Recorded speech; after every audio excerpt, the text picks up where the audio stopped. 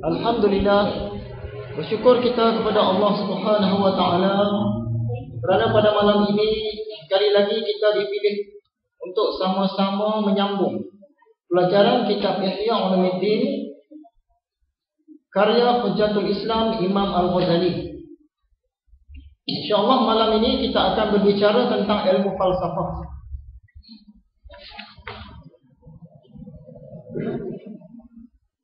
Kita pun sedia maklum, kita hidup di dunia ini tidak lama. Jadi kita carilah bekalan untuk hidup di dunia sepadan dengan usia kita hidup di dunia, iaitu lebih kurang 70 ke 80 tahun. Tapi kita kena ingat, selain itu kita hendaklah mencari bekalan untuk hidup di akhirat nanti yang sepadan dengan usia kita di sana, iaitu selama-lamanya. Jadi kita buat perbandingan lah.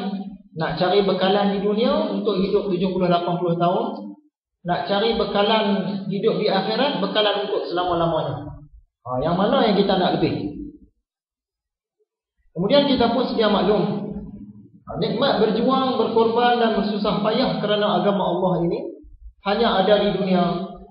Di syurga ada nikmat-nikmat yang lain, tapi nikmat berkorban, berjuang, bersusah payah kerana agama Allah hanya ada di dunia. Di syurga tak ada dah. Jadi kita datang ini sebenarnya salah satu daripada perjuangan lah, pengorbanan dan bersusah payah kerana agama Allah. Sebab apa? Kita masing-masing dah sedia maklum, dah sedia faham, kedatangan kita ini berupa satu nikmat. Jadi kita sering kadang-kadang terfikir dalam fikiran kita, untungnya jadi orang alim, orang ulama. Sebab apa? Mereka ni banyak ilmu agama. Kita nak jadi macam mereka dah tak sempat dah. Sebab mereka belajar daripada awal lagi, daripada kecil. Kita ni dah lewat dah baru kita nak belajar. Tapi sungguh pun begitu kata orang tua. Perjalanan 1000 batu itu bermula dengan langkah pertama. Kalau langkah pertama kita tak buat, 1000 tahun, 1000 perjalanan, 1000 batu punya perjalanan pun kita tak akan dapat. Katakanlah para ulama ni ilmu dia 1000 batu. Kita ni 1 batu pun tak ada lagi. Kita mula dengan langkah pertama. Bila nak mula tu sekarang lah. Bila dah mula langkah pertama, insya-Allah tak dapat 1000 batu pun, 10 batu, 20 batu kita dapat juga. Sebab itulah kita ni sangat-sangat mementingkan ilmu dan kita kena berkorban lah dalam usaha untuk menuntut ilmu. Hadirin yang dirahmati Allah sekalian, kuliah kita sudah masuk kali yang ke-101 untuk kitab Ihya Ulumuddin kali yang ke-17. Sebelum kita pergi lebih jauh, marilah sama-sama kita mengimbas kembali kuliah yang lepas. Dalam nota yang dibekalkan kepada tuan-tuan dan puan-puan itu pada muka surat belakang dengan tajuk Imbas kembali kuliah yang lepas. Dalam pelajaran yang lalu, antara perkara yang kita sentuh, siapakah Imam Syafi'i? Imam Syafi'i ini ialah orang yang mengasaskan mazhab Syafi'i, iaitu mazhab yang kita pegang sekarang. Siapa pula Imam Ahmad bin Hanbal? Dia ini pengasas mazhab Hanbali. Ada 4 mazhab yang masih kekal sekarang ini, dan salah satunya mazhab Hanbali.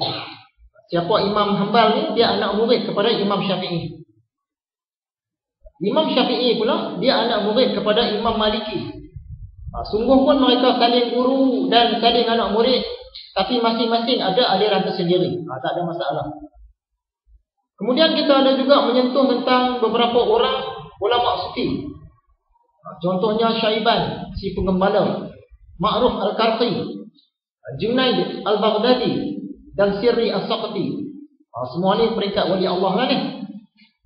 Kemudian timbul persoalan, disebabkan orang besar-besar datang belajar kepada mereka ni, adakah ini bermaksud mereka lebih tinggi di sisi Allah berbanding orang besar-besar? Contohnya Nabi Musa dengan Nabi Khidir.